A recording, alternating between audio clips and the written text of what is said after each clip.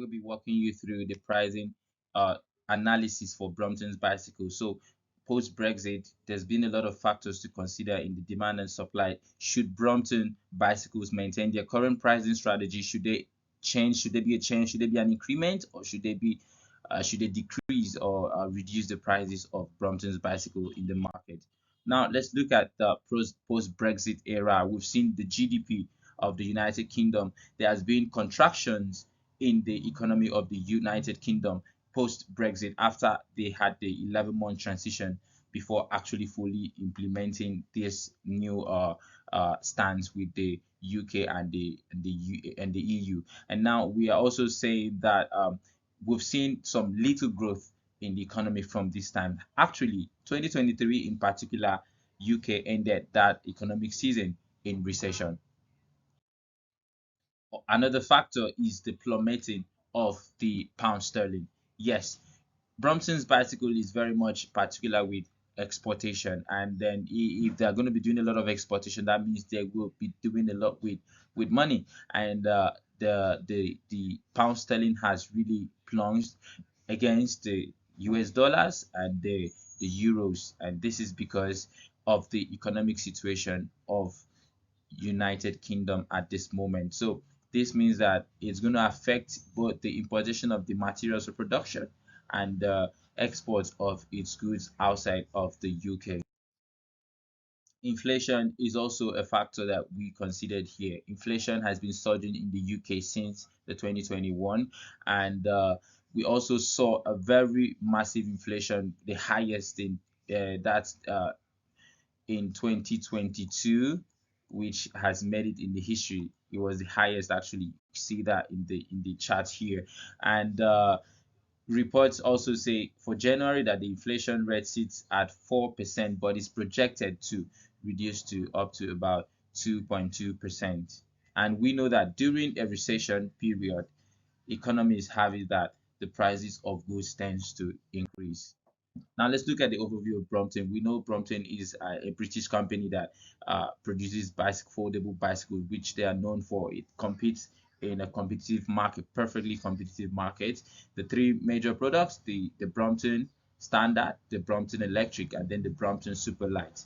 Sources they source for some part of the production of Brompton bicycle have been sourced abroad, about 25% of that component, and they also run 14 retail stores in various international locations. All right, let's look at the market consideration here. We know that the UK economy, the floating exchange rate has been used since 1972, and Brompton is also large on exportation. Looking at the 14 overseas retail stores in commuter cities that they have. Also, Brompton Bicycle also operates in a perfect competition market. That means they have other competitors in this market: Montag, Citizen Bike, the Viking, and they are currently selling in 47 markets globally. Also, the influence on the production, like I said earlier, about 25% of Brompton's components are sourced abroad and is being imported into the country. And Brompton Bike is priced the least competitive. So amongst its competitors, Brompton's bicycle are priced highest. Okay, they are priced highest, and they have been able to maintain fan base because of the standard and because of they don't just sell the bicycle, they sell a lifestyle and a community. All right, let's look at the Brompton's consumer and customer analysis. So we have people of under the years of 60, urban dwellers, commuters, athletic lifestyle, interest in quality and design, health oriented, and for environmental concern. And before now, we saw that Brompton only had maybe people from 50 years downwards using the Brompton bicycle. But since the launch of the electric bicycles, there was a campaign. Ride on that came up, and this was to say that people at the age of 65 can drive bicycles, and that really pushed the electric bicycles. And we've seen Brompton electric bikes, we've seen consumer profile with over rise for about 55% of customers aged over 55 buying Brompton electric bikes compared to around 30% for its non-electric bicycles. We looked at all the factors that will be affecting the Brompton in the market, and we look at the potential removal of the anti-dumping tariffs, and how it's going to bring more bicycle, cheaper bicycles into the market. This will affect Brompton too, and the higher importation cost. Remember, about 25% of the components are being imported to the country. This is also a factor to consider, and the new trade rules post Brexit that is coming up, with also with the volatility of the pounds as it has plunged against the dollars and the euros. This is also a concern. Brompton is also looking to push for more output, looking to produce about more than 100,000 of bicycles internationally. Internationally, so they need to put more investment in overhead costs, and that would mean hiring more staff to engage output. Now let's look at the demand factors that will affect demand: customer income, the prices of the bicycle, the quality and the satisfaction, and market and consumer trends. We all know that the law of demand says that when the price of good increases, the demand for it decreases, and vice versa.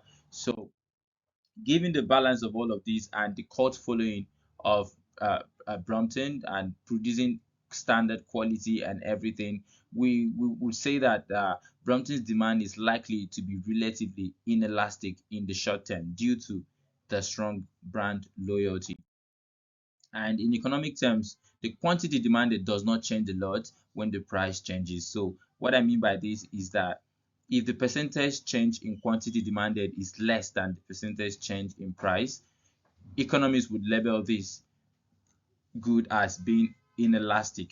So if the price of Brompton's bicycle increases by 10% and the quantity demanded increases by just 5%, then we can say that this move is going to result in inelasticity of the demand for Brompton's bicycles. And look at the factors also affecting the supply here: the post-Brexit trade, the market competition, volatility of the sterling, the production, and the labor costs. So we could see that there is an increase in price in the law of demand, and supply backs the quantity of goods. Supply will increase. So if there is increase in the price, the supply would also increase. And we've seen Bromptons have a surge in annual revenue even in the difficult times. Even during the recession in 2023, Brompton still sold a lot of bicycles, and you can see that in the annual revenue. So they still peaked high during the difficult times. So there's no need to reduce the prices, and we know that during inflation, uh, prices are likely to go higher during inflation period.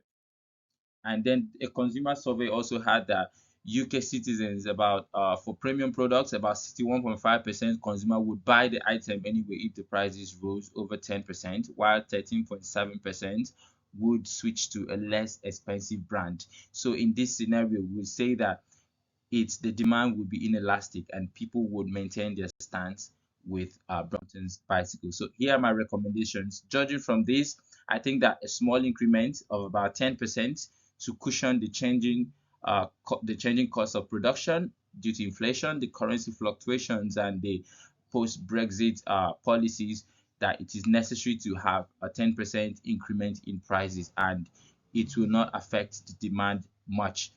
It will be inelastic. And then we'll also look at the consumer loyalty and the cult appeal status, which I say PED should remain inelastic with small increments. The demand for bicycles will continue to increase, looking at the global demand for bicycles, and also in the places like Germany where they love cycling and there's going to be a lot of cycling activity. That means the global market for bicycles is growing every day, and Brompton can position themselves by increasing exportation and leveraging this opportunity. Thank you very much.